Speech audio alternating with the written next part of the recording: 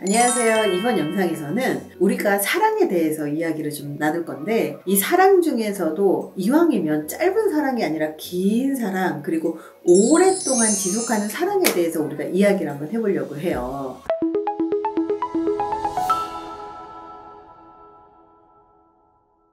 우리가 좋아하는 사람하고 사귀기로 하면 어때요? 가슴이 쿵쾅쿵 뛰고 그 사람의 얼굴만 생각나고 잠시라도 떨어져 있으면 막 계속 떠오르고 만나고 싶고 막 이렇게 열정적으로 아마 사랑을 했을 거라고 생각을 해요. 그래서 밤에 막 전화통 붙들고 있어도 피곤한 기색 없고 계속 연락하고 아마 그랬을 거예요. 연애 초반에는 정말 그 사람이 내가 찾던 운명의 짝이라고 생각을 하고, 그러고 아무리 막 활활 타올라도 정말 아깝지 않고 그랬는데, 시간이 지나면 금방 식게 마련이잖아요.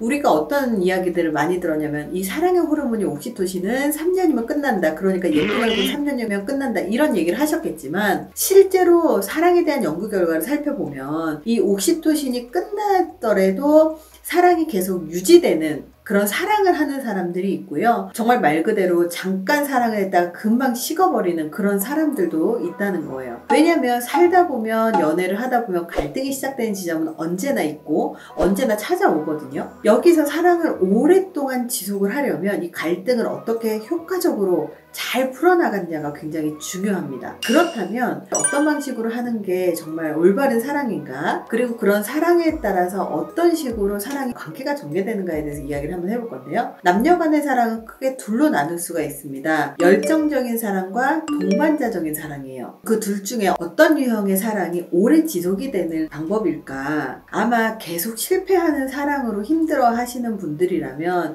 이 두 가지의 차이를 알아야 돼요. 러브 팩츄얼리의 저자 로라 무차는 10년 동안 전 세계를 돌아다니고 수백 명의 다양한 사람들과 직접 인터뷰를 하면서 이 책을 집필을 했다고 해요. 사랑의 유형을 분류하고 사람들의 애착 스타일을 분석해서 현실적인 사랑에 대해서 과학적으로 해석을 했고, 그리고 이 해석을 하면서 이 레퍼런스만 80페이지, 레퍼런스가 뭐냐면 이 연구의 출처만 80페이지에 달하는 그런 어마어마한 노력을 했다는 거예요. 보통 우리가 열정적인 사랑을 할 때 정말 빠지는 게 중독 같은 이 사랑이라고 이야기를 하거든요. 그만큼 자극적이고 열정적인 사랑은 중독성이 강해요. 그래서 보통 연애 초반에 연인과의 정서적인 유대감이 형성되기 전에 욕정에 불타올라서 막 이글이글하고 막 성욕에 주체할 수 없는데, 이때는 뇌에서 도파민이라고 하는 신경 전달 물질이 나옵니다. 눈에 콩깍지가 씌인 것처럼 황홀한 느낌이 드는 것도 바로 이 도파민 때문이에요. 이럴 때는 모든 이성적인 판단이 몽롱해지고,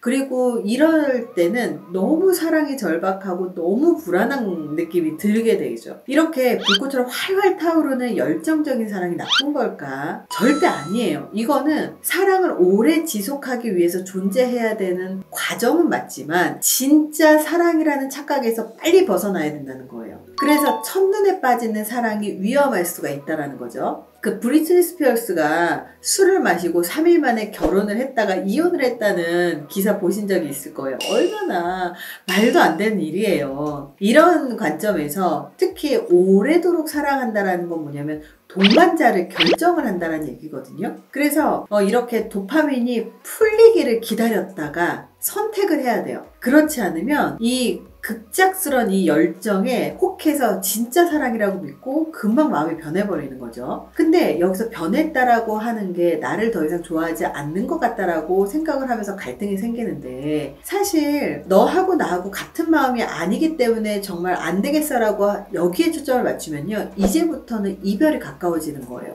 사실 사람이라는 게 이 사람의 마음이 100이고 이 사람의 마음이 100이라도 표현 방식이 이 사람은 50밖에 못하고 이 사람은 100을 하는 거예요. 그러면 이 사람은 언제나 갈구하게 되어 있죠. 근데 나는 50밖에 사랑하지 않지만 표현을 100을 해요. 근데 이 사람은 100을 사랑하지만 50밖에 표현을 하지 않아요. 이 두 가지에서 오는 갈등들에 대해서 우리는 인지하지 못하는 경우들이 굉장히 많습니다. 이렇게 열정적이고 로맨틱한 사랑은 우리한테 흥분과 불안감을 남기지만, 반대로 동반자적인 사랑은 우리한테 차분함과 안정감을 가져다 줍니다. 이 동반자적인 사랑으로 열정적인 사랑이 넘어가야 돼요. 동반자적인 사랑은 안정되고 성숙한 사랑으로 보통 오래된 연인이나 부부에게서 볼 수 있는 사랑이에요. 이 사랑은 서로에게 숨김이 없고 각자의 성향과 각자의 다름을 현실적인 눈으로 바라보고 받아들이죠. 그래서 자극적인 게 아니라 일상적에서 오는 편안함을 추구하는 친구 같은 우정에 훨씬 가까워요. 근데 사람들은 열정적인 사랑을 너무 갈구하다 보면 진짜 사랑을 놓치게 되는 거예요. 자연스럽게 인정하는 커플들은 오랫동안 연애를 할 수가 있지만 그렇지 않은 사람들은 관계가 깨지기도 해요. 좋으면 일단 만나면 되지, 그쵸?